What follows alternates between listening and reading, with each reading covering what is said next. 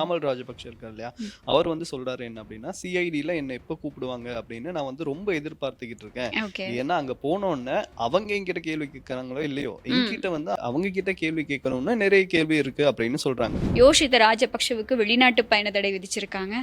ஷிரந்தி ராஜபக்ஷோட பல விசாரணைகள் வந்து சிஐடியில் முன்னெடுக்கப்பட்டு இருக்கு. அதுவும் 2-3 விஷயங்கள் இருக்குது. சிரிலிய கணக்கு, இன்னொரு வீடு தொடர்பான சிக்கல் அப்படின்னு சொல்லி பல விசாரணைகள் முன்னெடுக்கப்பட்டு இருக்கு.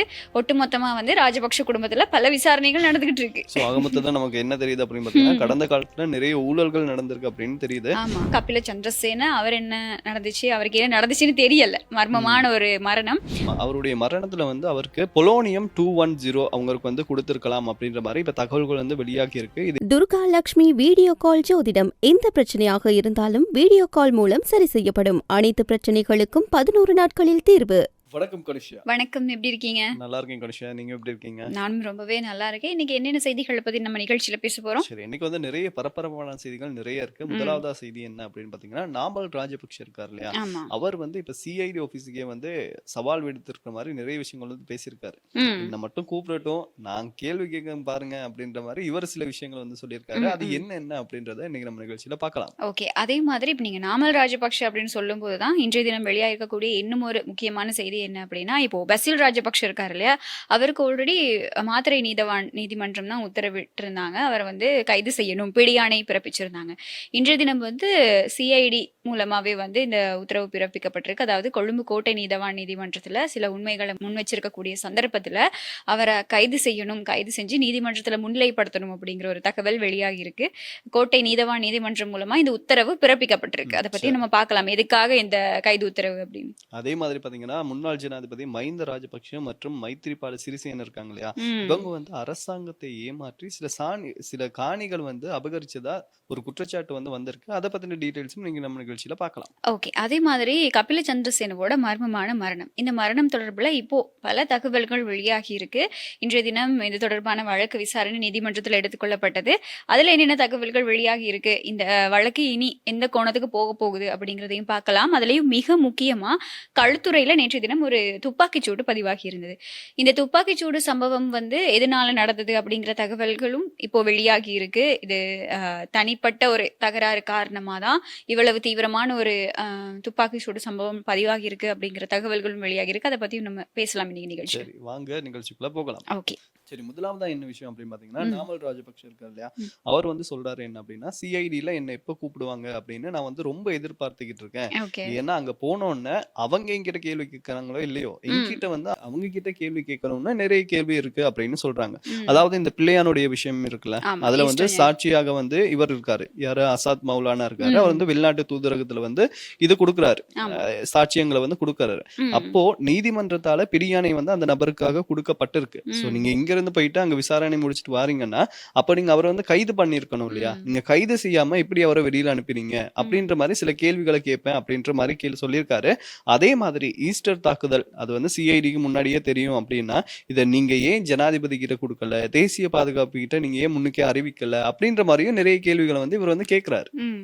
அதே மாதிரி இப்போ இந்த நீங்க இவர் சொன்ன இந்த விஷயங்கள் இருக்கு இல்லையா, இதுல இந்த ஆசாத் மௌலானாவுக்கு பிடியாணை பிறப்பிக்கப்பட்டு அப்படி இருந்தும் கூட இங்க இருந்து ஒரு சிஐடி குழுவினர் அங்க போயிட்டு அவர்கிட்ட சாட்சியம் எல்லாம் வாங்கிட்டு வந்திருக்காங்க. இதை பத்தி இவர் இந்த பானந்துறையில் ஒரு மக்கள் சந்திப்பு நடத்தியிருந்தாரு. அங்கேயும் வந்து இந்த விஷயத்தை அவர் வெளிப்படுத்த இருந்தாரு. அப்போ இப்போ சட்டம் எல்லாருக்கும் சமம் கிடையாதா, அப்ப நீங்க அங்க போயிட்டு அவரை அரெஸ்ட் பண்ணாம வந்திருக்கீங்க தானே அப்படின்னு சொல்லி அரசாங்கம் மேல ஒரு மிகப்பெரிய கேள்வி எழுப்பியிருந்தாரு. அது மட்டும் இல்லாம இவர் பல இடங்கள்ல இப்போ எப்படி சொல்லியிருக்காரு அப்படின்னு சொன்னா, ஆமா நான் பிள்ளையான பார்க்க போனதுல உங்களுக்கு என்ன பிரச்சனை, நான் பார்க்க போனேன்னா அப்படிங்கறத அவர் வெளிப்படையாவே பல இடங்கள்ல பதிவு செஞ்சுக்கிட்டு இருக்காரு. என்ன அப்படின்னா, இப்ப பிள்ளையான பார்க்க போனதுல எதுவும் பிரச்சனை கிடையாது, ஆனா நீங்க எதுக்காக போனீங்க அப்படிங்கிறது தான் இப்ப இங்க இருக்க பெரிய சட்ட சிக்கல். சரி, ஓகே, இப்ப எல்லாராலையும் குற்றச்சாட்டுகள் முன்வைக்கப்படுறது என்ன அப்படின்னா, இந்த ஈஸ்டர் ஞாயிறு தாக்குதலோட சம்பந்தப்படுத்தி தான் இவங்க வந்து பிள்ளையான சந்திக்க போனாங்க அப்படின்னு சொல்லிதான் இந்த 3 பேருக்கு, அதாவது மஹிந்த ராஜபக்ஷ, நாமல் ராஜபக்ஷ, பசில் ராஜபக்ஷ, இவங்க 3 பேரையும் சம்மந்தப்படுத்தி பேசியிருந்தாங்க. அப்போ நீங்க அதை ப்ரூஃப் பண்ணுங்க இல்லையா, எங்க கிட்ட ப்ரூஃப் பண்ணணும் அப்படிங்கிறது கிடையாது. நீங்க நாட்டு மக்களுக்காக இருக்கட்டும், அப்படி இல்லாட்டி உங்ககிட்ட விசாரணை நடத்தக்கூடிய அந்த விசாரணை அதிகாரிகள் கிட்ட கிட்டயா இருக்கட்டும், நீங்க அவங்க கிட்ட நீங்க இதை ப்ரூஃப் பண்ணீங்க எப்படின்னா, ஆமா நான் பிள்ளையான பார்க்க போனது, இவர் ஆரம்பத்துல சொல்லியிருந்தது எப்படின்னா, அந்த டைம் இவங்களோட கட்சிக்குள்ள வந்து இவர் ஒரு தேர்தல்ல போட்டியிட போயிருந்தாரு. அந்த தேர்தல் விவகாரங்கள் தொடர்பா கதைக்கிறதுக்காக தான் பிள்ளையான சந்திச்சிருந்ததா தான் அவர் வந்து ஒரு கருத்தை வெளியிட்டு இருந்தாரு. அப்போ நீங்க அதை வந்து இப்போ உங்களை விசாரணைக்கு கூப்பிடுறாங்களா இருந்தா, இல்லாட்டி நாட்டு மக்களுக்கு நீங்க ப்ரூஃப் பண்ணணுமா இருந்தா, நீங்க அதை அப்படி தெளிவா ப்ரூஃப் பண்ணிட்டீங்க அப்படின்னா எங்களுக்கு எந்த விதமான பிரச்சனையுமே கிடையாது. நாங்க வந்து இதுல வாண்டடா இந்த எந்த ஒரு விஷயத்திலையும் ராஜபக்ஷ குடும்பத்தையோ நாமல் ராஜபக்ஷவையோ நாங்க இன்வால்வ் பண்ணிக்கல. இது விசாரணைகள்ல தெரிய வர்ற விஷயம் தான். அதுவும் இவர் சொல்லியிருந்தாரு எப்படின்னா, இந்த விஷயத்த நான் பிள்ளையான பார்க்க போனதையே நீங்க வந்து ஒரு கண்டுபிடிக்கிறதுக்காக எங்க இருந்து மக்கள் பணத்தை செலவழிச்சு நீங்க அங்க போயிருந்தீங்க பிரான்ஸுக்கு. ஆனா இது லாக் புக்லயே பதிவாகி இருக்கு, சிறைச்சாலை லாக் புக்லயே பதிவாகி இருக்கு, நாங்க வந்து அவரை போய் மீட் பண்ணது அப்படின்னு சொல்லி அவர் பல கருத்துக்களை வெளியிட்டு இருக்காரு. எது எப்படி இருந்தாலுமே கூட அவரை கூடிய சீக்கிரம் சிஐடியில் கூப்பிட்டு விசாரிப்பாங்க அப்படின்னு தான் எதிர்பார்க்கப்படுது. ஏன்னா இந்த ஈஸ்டர் ஞாயிறு தாக்குதல் தொடர்பாக அண்மைய நாட்கள் இந்த வழக்கு விசாரணைக்கு எடுத்துக்கொள்ளப்பட்ட சந்தர்ப்பத்தில் அது வெளியாகி இருந்தது இல்லையா, இவர் பிள்ளையான சந்திக்க போயிருந்தார் அப்படின்னு. அப்போ இது தொடர்பாக சிஐடி கூப்பிட்டு விசாரிக்கலாம், எதுக்கு போனீங்க, ஏன் போனீங்க அப்படின்னு கேள்வி கேட்கலாம். அப்போதான் இவர் இப்படி கேள்வி கேட்கறதுக்கு வெயிட் பண்ணிக்கிட்டு இருக்காரா இருக்கும். அவரும் சில கேள்வி கேட்கும் போது சட்டம் எல்லாருக்கும் சமம்னா எல்லாருக்குமே சமமா நடக்கணும், அப்ப அரசாங்கம் சொல்றது பொய்யா அப்படின்ற மாதிரி கேள்வி கேட்கிறாரு. இதுக்கான பதில வந்து பொறுத்திருந்து பார்க்கலாம். சரி, இது இப்படி இருக்கிற நேரத்தை பாத்தீங்கன்னா முன்னாள் ஜனாதிபதி மஹிந்த ராஜபக்ஷ என்ன மைத்ரிபால சிறிசேன இருக்காங்க இல்லையா, அவங்க வந்து அரசாங்கத்தை ஏமாத்தி காணிகளை வந்து அபகரிச்சதா சில தகவல்கள் வந்து வெளியாகி இருக்கு. இதுலயும் ஸ்பெஷலா என்ன அப்படின்னு பாத்தீங்கன்னா 1999 முன்னாள் ஜனாதிபதி மஹிந்த ராஜபக்ஷ இருக்காரு இல்லையா, அவர் வந்து அரசாங்க செல்வாக்கை வந்து பயன்படுத்தி 1 ஏக்கர் காணியை வந்து அபகரிச்சிட்டாரு அப்படின்ற மாதிரியும் தகவல்கள் வந்து வெளியாக்கி இருக்கு. அதாவது இப்போ நீங்க சொல்லும் போதுதான் இன்னொரு சம்பவமும் ஞாபகம் வருது எனக்கு. இப்ப இன்றைய நாள்ல வெளியாகி இருக்கக்கூடிய இன்னொரு செய்தி தான், பசில் ராஜபக்ஷ இருக்காரு இல்லையா, அவருக்கு வந்து கோட்டை நீதிமன்றம் வந்து அவரை கைது செஞ்சு நீதிமன்றத்துல முன்னிலைப்படுத்தணும் அப்படின்னு சொல்லி ஒரு உத்தரவு பிறப்பிச்சிருக்கு. ஆல்ரெடி இவருக்கு பிடியாணை தான். அப்ப இன்னைக்கு கோட்டை நீதிமன்றம் வந்து இந்த உத்தரவு பிறப்பிச்சிருக்காங்க. அதுக்கு என்ன காரணம்னா, சுற்றுலா ஊக்குவிப்பு பணம் 2014ஆம் ஆண்டுல எங்களோட நாட்டில் இருக்கக்கூடிய சுற்றுலாத்துறையை ஊக்குவிக்கிறதுக்கான பணத்துல இருந்து 7.8 மில்லியன், அதாவது 7.8 மில்லியன் ரூபாய் பணத்தை வந்து தவறான தேர்தல் பிரச்சாரங்களுக்காக பயன்படுத்தி இருக்கதா இப்ப அவர் மேல குற்றச்சாட்டு முன்வைக்கப்பட்டிருக்கு. நீதிமன்றம் மூலமா உத்தரவு பிறப்பிக்கப்பட்டிருக்கு. அவரையும் அது சார்ந்த இன்னும் சில பேரையும் கைது செஞ்சு உடனடியா நீதிமன்றத்துல முன்னிலைப்படுத்தணும் அப்படின்னு சொல்லி. இப்போ பசிலுக்கு எந்த பக்கமும் போக முடியாத ஒரு சிச்சுவேஷன் தான் வந்திருக்கு. ஏன்னா இப்போ முதல்ல வந்து மாத்தறை நீதிமன்றத்திலையும் இப்படி ஒரு விஷயம் நடந்திருந்தது, பிடியாணைன்னு சொல்லி. இப்போ இவங்களும் இந்த பிடியாணை பிறப்பிச்சிருக்காங்க அப்படிங்கிறதுனால இவர் வெளிநாட்டுல இருக்காரு, இவருக்கு உடல்நல குறைவு அப்படின்னு சொல்லப்படுது. அதுக்கப்புறமா அவர் இப்ப வந்துட்டாருன்னா கட்டாயம் அவர் அரெஸ்ட் பண்ணுவாங்க. அரெஸ்ட் பண்ணதுக்கு அப்புறம் அவர் நீதிமன்றத்துல முன்னிலைப்படுத்துவாங்க அப்படின்னு எதிர்பார்க்கப்படுது. இது எல்லாமே வந்து ரிலேட்டட் விஷயங்கள்னா, மஹிந்த ராஜபக்ஷவும் காணியை அபகரிச்சிருக்காரு, பசில் ராஜபக்ஷவும் ஊழல் செஞ்சிருக்காரு. அதே மாதிரி நாமல் ராஜபக்ஷவோட இந்த கிரிஷ் வழக்கு இருக்கு இல்லையா, அதையும் இன்னைக்கு வந்து ஒத்தி வச்சிருக்காங்க, இன்னொரு டேட் கொடுத்துருக்காங்க. அதுல வந்து வழக்கு விசாரணைக்கு எடுத்துக்கொள்ளப்படும் அப்படின்னு சொல்லி. யோஷித்த ராஜபக்ஷவுக்கு வெளிநாட்டு பயண தடை விதிச்சிருக்காங்க. ஷிரந்தி ராஜபக்ஷோட பல விசாரணைகள் வந்து சிஐடியில முன்னெடுக்கப்பட்டு இருக்கு. அதுவும் 2-3 விஷயங்கள் இருக்குது, சிறிலிய கணக்கு, இன்னொரு வீடு தொடர்பான சிக்கல் அப்படின்னு சொல்லி பல விசாரணைகள் முன்னெடுக்கப்பட்டு இருக்கு. ஒட்டுமொத்தமா வந்து ராஜபக்ஷ குடும்பத்துல பல விசாரணைகள் நடந்துகிட்டு இருக்கு. நமக்கு என்ன தெரியுது அப்படின்னு பாத்தீங்கன்னா, கடந்த காலத்துல நிறைய ஊழல்கள் நடந்திருக்கு அப்படின்னு தெரியுது. இந்த ஊழல்கள் தெரிஞ்சும் இதுக்கு நியாயம் கிடைக்குமா அப்படின்றது வந்து கேள்விக்குறிதான். கொஞ்சம் ஒரு சின்னது இல்ல, பெரிய ஒரு கேள்விதான். ஏன்னா அடுத்தடுத்து ஒவ்வொரு வழக்குகள், விசாரணைகள், நீதிமன்றம், சிஐடி அப்படி இப்படின்னு சொல்லிட்டு பல விஷயங்கள் வெளிப்படுத்தப்பட்டு இருக்கு. அரசாங்கத்தோட செயல்பாடுகள் எல்லாமே வந்து ரொம்பவே மெதுவா போய்கிட்டு இருக்கு அப்படின்னு தான் சொல்லணும். எது எப்படி இருந்தாலும் கூட. ஆனா இந்த ஒரு விஷயத்த பாராட்டலாம். எப்படின்னா, இப்போ கடந்த ஆட்சி காலங்கள்ல இப்படியெல்லாம் நடந்துச்சா அப்படிங்கிறதே நமக்கு தெரியாது. ஏன்னா அதுக்கான அந்த மேலிடத்துல இருந்தவங்க எல்லாம் இந்த வெளியில வராம, மக்களுக்கு தெரிய வராம ரொம்ப அழகா கவனமா பாத்துக்கிட்டாங்க. ஆனா இந்த அரசாங்கத்துல இந்த மாதிரி அட்லீஸ்ட் இப்படி நடந்திருக்கு அப்படிங்கறதாவது வெளிப்படையா தெரிய வருது. அவங்க வெளிப்படுத்துறாங்க நாட்டு மக்களுக்கு, உங்களோட பணத்துக்கு இதான் நடந்திருக்கு, கடந்த ஆட்சியில நீங்க கொடுத்த காசு இவங்க இதுக்கு இப்படிதான் செலவு பண்ணிருக்காங்க அப்படிங்கிற ஒரு விஷயத்தையாவது நாட்டு மக்களுக்கு வெளிப்படையா சொல்றது கொஞ்சம் ஓரளவு எக்ஸெப்ட் பண்ணிக்கலாம். அதுனா இந்த அரசாங்கத்தோட ஒரு முன்னேற்றம் அப்படின்னு சொல்லலாம். சரி, பார்க்கலாம் அடுத்தது என்ன நடக்க போகுது அப்படின்றது தெரியல, வெயிட் பண்ணி பார்க்கலாம். இது இப்படி இருக்கக்கூடிய ஒரு சந்தர்ப்பத்தில் முன்னாள் ஜனாதிபதி மஹிந்த ராஜபக்ஷவோட இன்னொரு ஊழல் சம்பவம், அதாவது அவர் தொடர்பு பட்டிருக்கக்கூடிய இன்னொரு ஊழல் சம்பவம் தான் இந்த ஏஆர் பஸ் ஊழல் ஒப்பந்தம். இந்த விஷயத்தோட மிக முக்கியமான சாட்சி தான் கபில சந்திரசேன. அவர் என்ன நடந்துச்சு, அவருக்கு என்ன நடந்துச்சுன்னு தெரியல. மர்மமான ஒரு மரணம். அதுக்கான விசாரணைகள் இன்னும் நடந்துகிட்டு தான் இருக்கு. ஆனா அவருடைய மரணம் தொடர்பா இப்போ சில தகவல்கள் வெளியாகி இருக்கு இல்லையா? ஆமா, அவருடைய மரணத்துல வந்து அவருக்கு பொலோனியம் 210 அவங்களுக்கு வந்து கொடுத்திருக்கலாம் அப்படின்ற மாதிரி இப்ப தகவல்கள் வந்து வெளியாகி இருக்கு. இது என்ன அப்படின்னு பாத்தீங்கன்னா, ஒரு புலனாய்வு இணையதளம் ஒண்ணு இருக்கு. அதாவது IODPP அப்படின்ற ஒரு இணையதளம் ஒண்ணு இருக்கு. அதுலதான் இது பத்தின டீடைல்ஸ் வந்து வந்திருக்கு. பொலோனியம் 210 அப்படின்ற ரசாயனம் எப்படி அப்படின்னா, இந்த உடம்புல செலுத்தினீங்க அப்படின்னு வச்சுக்கோங்களேன், அது வந்து கதிர்வீச்சு ரொம்ப அதிகமா இருக்குமா. சோ அதனால அவங்களை வந்து செயலிழக்கக்கூடிய தன்மை வந்து கொண்டு வரும் அப்படின்னு சொல்றாங்க. இப்போ உதாரணத்துக்கு இப்போ உங்களுக்கு ஒரு இதய சம்பந்தப்பட்ட நோய் இருக்கு அப்படின்னு வச்சுக்கோங்களேன், அப்போ உங்களுடைய உடம்புல வந்து நாங்க இதை வந்து இன்ஜெக்ட் பண்ணிட்டோம் அப்படின்னா உங்களுக்கு வந்து ஹார்ட் அட்டாக் வரும். ஆனா இது வந்து எப்படி இருக்கும் அப்படின்னு பாத்தீங்கன்னா நேச்சுரலாவே இருக்கும் அப்படின்ற மாதிரி சொல்றாங்க. இதே மாதிரி சம்பவம் பாத்தீங்கன்னா 2020 வந்து ஜூன் மாசத்துல சுதந்திர சதுக்கம் இருக்கு இல்லையா, அதுல வந்து ரஜீவ் ஜெயவீர அப்படின்றவர் வந்து தன்னைத்தானே சுட்டு செத்துட்டாரு அப்படின்ற மாதிரி நியூஸ் வந்து பரவிச்சு. அதுக்கப்புறம் தான் தெரிய வந்திருக்கு அவருக்கும் இதே மாதிரியான இந்த பொலோனியம் 210 வந்து இன்ஜெக்ட் பண்ணியிருக்காங்க அப்படின்ற செய்திகள் வந்து வெளியாகி இருக்கு. அப்போ அவரை வந்து கொன்னுட்டு அவரை வந்து இந்த பொலோனியம் கொடுத்து அவரை வந்து இறக்க வச்சுட்டு அதுக்கப்புறமா இந்த இடத்துக்கு வந்து அவர் கொன்னுட்டாங்க அப்படின்ற மாதிரி தகவல் வந்து வெளியாகி இருக்கு. ஸோ இந்த கபில சந்திரசேனவுடைய மரணமும் இப்போ வந்து மர்மமா இருக்கிற பட்சத்துல அவருக்கு இப்படி நடந்திருக்கலாம் அப்படின்ற மாதிரி சில தகவல்களும் வெளியாகி இருக்கு. இந்த தகவல்கள் இப்போ வரைக்கும் எங்கேயுமே உறுதிப்படுத்தப்படல. பட் இது எல்லாமே வந்து வெளியாகிட்டு இருக்கக்கூடிய தகவல்கள் தான். இப்படியான பின்னணியில இந்த வழக்கு இன்றைய தினம் விசாரணைக்கு எடுத்துக்கொள்ளப்படுது.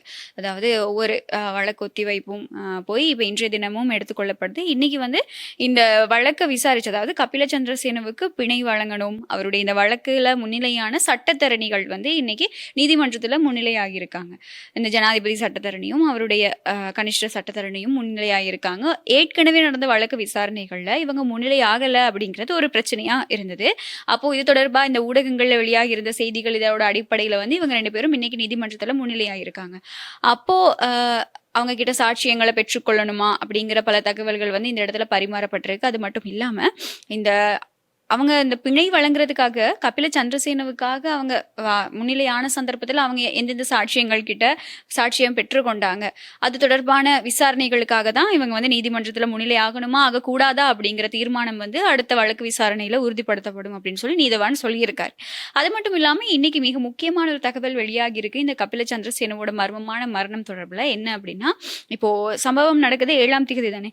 7ஆம் திகதி இவருக்கு முதல் நாள் பிணை கிடைக்குது. பிணை கிடைச்சது இவர் வந்ததுக்கு அப்புறமா இந்த அரவிந்த் டி சில்வாவோட வீட்டுக்கு போனதுக்கு அப்புறமா சில மர்ம நபர்கள் இந்த வீட்டுக்கு போனதா நாங்க ஆல்ரெடி இதை பத்தி பேசியிருந்தோம். அப்ப இந்த மர்ம நபர்கள் போன சந்தர்ப்பத்துல, அதாவது இந்த சட்டத்தரணியை பாக்குறதுக்கு அரவிந்த் டி சில்வாவும் இன்னும் ஒரு சில பேரும் போயிருக்காங்க. போயிட்டு அதுக்கப்புறமா அரவிந்த் டி சில்வாவோட மனைவியோட போன்ல இருந்து கபில சந்திரசேனவுக்கும் இந்த ஜனாதிபதி சட்டத்தரணிக்கும் இடையில வந்து ஒரு கன்வர்சேஷன் நடந்திருக்கு. இப்போ இதுல என்னென்ன பேசுனாங்க அப்படிங்கிற தகவல்கள் எதுவுமே இன்னைக்கு நீதிமன்றத்துல வெளியாகல. பட் அவங்க 2 பேருக்கு இடையில ஜனாதிபதி சட்டத்தரணி ரியான்சி அரசகுலரத்ன அவருக்கும் கபில சந்திரசேனவுக்கும் இடையில வந்து ஒரு தொலைபேசி உரையாடல் நடந்திருக்கு. அதுவும் யாரோட போன்ல அப்படின்னு பாத்தீங்கன்னா அரவிந்த் டி சில்வாவோட மனைவியோட போன் மூலமா தான் நடந்திருக்கு. இப்போ இதுல என்ன பேசுனாங்க, எதுக்காக இந்த உரையாடல் அப்படிங்கிற தொடர்பா இன்னும் விரிவான விசாரணைகள் நடத்தப்படும். அதாவது நாங்க சொன்ன மாதிரி இந்த கபில சந்திரசேனோட போனும் வந்து அன்லாக் பண்றதுக்காக அனுப்பியிருக்காங்க. இப்போ இவங்களுடைய போன் தரவுகள் எல்லாமே வந்து கேட்டிருக்காங்க. இதோட அடிப்படையில இனி வரும் நாட்கள்ல வந்து இந்த விசாரணைகள் நடக்கும் அப்படின்னு தான் எதிர்பார்க்கப்படுது. மற்றபடி இன்றைய தினம் நீதிமன்றத்துல இந்த மாதிரியான விஷயங்கள் தான் நடந்திருக்கு. இதுல வெளியிடப்பட்ட முக்கியமான தகவல் அப்படின்னு சொன்னா இதுதான் சொல்லலாம். இந்த போன் கன்வர்சேஷன் வந்து வெளிவந்திருக்கு. எது எப்படி இருந்தாலுமே கூட இன்னும் இந்த மரணம் வந்து மர்மமான மரணமா தான் இருக்கு. இப்ப நீங்க சொன்ன மாதிரியான தகவல்களும் அங்கங்க வெளியாயிட்டு தான் இருக்கு. ஏன்னா நம்ம அன்னைக்கு சொன்ன மாதிரி தான் தற்கொலை அப்படின்னு சொல்றதுக்கான பல விஷயங்களும் வெளியாயிட்டு இருக்கு. கொலை அப்படிங்கிறதுக்கான பல ஆதாரங்களும் வெளியாயிட்டு இருக்கு. இதுல முக்கியமான அந்த கொலையா இருக்கலாம் அப்படின்னு சந்தேகிக்கிறதுக்கான காரணம் என்ன அப்படின்னா, சிசிடிவி ஆதாரங்கள் வந்து அழிக்கப்பட்டிருக்குது. அதாவது இதுல பதிவாகக்கூடிய அந்த தன்மை வந்து இல்லாம போயிருக்கு. ஆனா இந்த சிசிடிவி டெக்னீஷியன்ஸ் என்ன சொல்றாங்கன்னா, அவங்க வந்து இதை மாட்டும் போது இதை சரி செய்யும் போது எப்படி இருந்திருக்குன்னா, அது ரெக்கார்ட் ஆகுற மாதிரி தான் இருந்திருக்கு. அப்போ இது எப்ப ரெக்கார்டு இல்லாம போச்சு, எதுக்காக இல்லாம போச்சு அப்படிங்கிற கோணத்திலையும் விசாரணைகள் நடந்துகிட்டு இருக்கு. ஸோ வெயிட் பண்ணி பார்ப்போம். இந்த இதுவும் வந்து இந்த மத்தவங்களுடைய கொலைகள் மாதிரி இன்னும் எத்தனை வருஷத்துக்கு நீடிக்க போகுது, இன்னும் எத்தனை நாட்களுக்கு அப்புறம் இதுக்கான விசாரணை ஒழுங்கா நடத்தப்பட்டு தீர்வு கிடைக்க போகுது அப்படிங்கிறது சம்பந்தமா. ஓகே, அதே மாதிரி இப்போ நேற்றைய தினம் தென்னிலங்கையே பரபரப்பா மாத்தின ஒரு விஷயம் தான் இந்த களுத்துறையில நடந்த துப்பாக்கிச்சூட்டு சம்பவம். இது ஏன் இவ்வளவு பெரிய பேசு பொருளா மாறி இருந்துச்சு அப்படின்னா, நேற்றைய தினம் வந்து இஸ்லாமியர்களோட பண்டிகை நாள். இந்த பண்டிகை நாள்லயே ஒரு பள்ளிவாசல் வீதியில, பள்ளிவாசலுக்கு பக்கத்திலேயே வந்து இந்த துப்பாக்கிச்சூட்டு சம்பவம் பதிவாகி இருந்தது. அதுலயும் மிக முக்கியமான தகவல் என்ன அப்படின்னா, இந்த உயிரிழந்திருக்கக்கூடியவர் வந்து ஒரு இஸ்லாமிய நபர் அப்படிங்கிறதும் தெரிய வந்திருக்கு. அதே மாதிரி பாத்தீங்கன்னா அவருக்கு வந்து 43 வயசு அப்படின்னு சொல்றாங்க.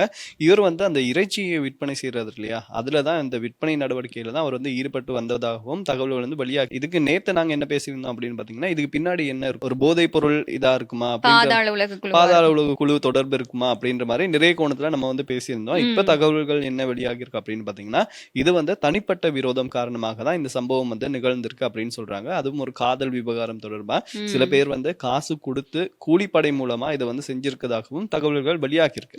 இதே நேரத்தை பாத்தீங்கன்னா, நேற்று போலீசார் வந்து அவங்களுடைய துரித நடவடிக்கையின் மூலமாக 2 வாகனங்களையும் வந்து கைப்பற்றி இருந்தாங்க. சோ இது வரைக்கும் இந்த அப்டேட் தான் வந்திருக்கு. அதே மாதிரி இப்போ காதல் விவகாரம் அப்படின்னு சொன்னா இவங்களுடைய இந்த தனிப்பட்ட ஒரு தகராறு தான் இப்போ ஒருத்தங்களை இப்படி கொலை செய்யற அளவுக்கு மாறி இருக்கு. ஆனா கொலை செய்யறதுக்கு முன்னாடி பல சந்தர்ப்பங்கள்ல இந்த கொலை செய்யறதுக்கு இப்போ ஒரு பிரதான ஒருத்தர் இருப்பார் இல்லையா, அவர் மூலமா இந்த உயிரிழந்த நபருக்கு பல தடவைகள் கொலை அச்சுறுத்தலும் விடுக்கப்பட்டிருக்கதா ஒரு சில தகவல்கள் வெளியாகி இருக்கு. அதுவும் அவர் எப்படின்னா, நேற்று இந்த ஹஜ் பெருநாள் அப்படிங்கிறதுனால அவர் பள்ளிவாசலுக்கு போயிட்டு தொழுகையில ஈடுபட்டு மறுபடியும் வீடு திரும்பிக்கிட்டு இருந்த சந்தர்ப்பத்துல தான் இந்த சம்பவம் பேர பதிவாகி இருக்கு. அதனாலதான் இது மிகப்பெரிய ஒரு பிரச்சனையா மாறி இருக்கு. மிக முக்கியமா வந்து இந்த கொலையாளியினுடைய பெயர் வந்து இம்ரான் அப்படின்னு சொல்லப்படுது. இன்னும் உறுதிப்படுத்தப்பட்ட தகவல்கள் எங்கேயுமே வெளியாகல. அதுக்கான காரணம் என்ன அப்படின்னு சொன்னா, இந்த அவருடைய தனிப்பட்ட தகராறு தான். முதல்ல சொன்ன மாதிரி தனிப்பட்ட தகராறுனால தான் இந்த கொலை நடந்திருக்கு. இந்த இம்ரான் அவருக்கு பின்னாடி வந்து களுத்துறையிலேயே மிக முக்கியமான ஒரு பாதாள உலக குழு உறுப்பினர் இருக்கிறாங்க. அவரோட உதவியோட தான் இந்த கொலை நடந்திருக்கு அப்படின்னு, அதாவது இவரோட தனிப்பட்ட தகராறை தீர்த்துக்கிறதுக்காக அவரோட உதவியை நாடி இருக்காங்க அப்படிங்கிற ஒரு விஷயம் தான் இப்போ பரவிக்கிட்டு இருக்கு. இன்னும் வந்து நாங்கள் இந்த நிகழ்ச்சியில பேசும் வரைக்குமே இன்னும் இது தொடர்பான சந்தேக நபர்கள் யாருமே கைது ஆகல. 2 வாகனங்கள் மட்டும்தான் இன்னும் போலீஸ் விசாரணைகள் மூலமா கிடைச்சிருக்கு. இவங்க எங்க தலைமறைவாகி இருக்காங்க. ஆனா கொலை செஞ்சவங்க, இந்த துப்பாக்கி சூட்டு நடத்தினவங்க வந்து காசுக்காக கொலை செஞ்சவங்க. அப்போ அவங்க இந்த வாகனத்தை கைவிட்டுட்டு எங்க போனாங்க அப்படின்னு சொல்லி எதுவுமே எந்த டீட்டெயிலுமே இல்லை. தலைமறைவாகி இருக்கதா தான் இப்போதைக்கு தகவல்கள் வந்திருக்கு. ஸோ வெயிட் பண்ணி பார்ப்போம். போலீசார் வந்து மிக விரைவில் அவங்களை கைது செய்வாங்க அப்படின்னு தான் எதிர்பார்க்கப்படுது. பார்க்கலாம். சரி, வெயிட் பண்ணி பார்க்கலாம். இன்னைக்கு வந்து நிறைய விஷயங்கள் பார்த்தோம். இதே மாதிரி நாளைக்கும் என்னென்ன நடந்திருக்கு அப்படின்றத பேசுறதுக்கு நாங்க தயாரா இருக்கோம். ஓகே, மறுபடியும் நிகழ்ச்சியோட சந்திக்கலாம். அன்னைக்கு என்ன நடந்திருக்கு, என்னென்ன தகவல்கள், என்னென்ன செய்திகள் அப்படிங்கிறது, அது மட்டும் இல்லாம நாங்க இல்லாத இந்த சனி ஞாயிறு நாட்கள்ல என்ன நடக்குது அப்படிங்கிறதையும் உங்களுக்கு தெரியப்படுத்துறதுக்கு காத்திருக்கும். ஸோ நிகழ்ச்சியோட சந்திக்கலாம். சரி, okay, bye bye. Durga Lakshmi video call ஜோதிடம். எந்த பிரச்சனையாக இருந்தாலும் வீடியோ கால் மூலம் சரி செய்யப்படும். அனைத்து பிரச்சனைகளுக்கும் 11 நாட்களில் தீர்வு.